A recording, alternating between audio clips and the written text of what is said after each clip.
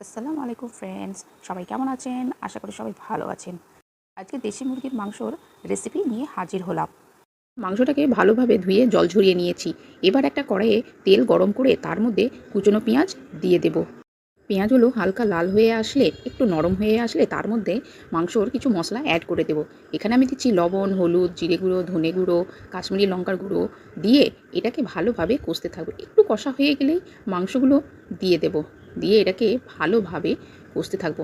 মাংসটা দেওয়ার পরে কিন্তু জল বেরিয়ে আসবে। জলটা শুকিয়ে গেলে আর পেঁয়াজটা একটু নরম হয়ে গেলে তার মধ্যে দিয়ে দেব আদা রসুন বাটা।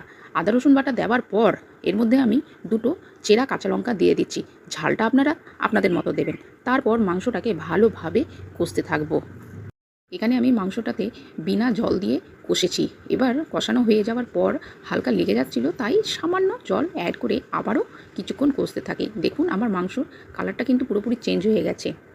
আমার এখানে পুরো মাংসটা কষানো হয়ে গিয়েছে, তাই আমি এখানে সামান্য জল অ্যাড করে দিয়েছি। এবার এখানে শেষে আমি মিট মশলা অ্যাড করে এটাকে ঢেকে দেব।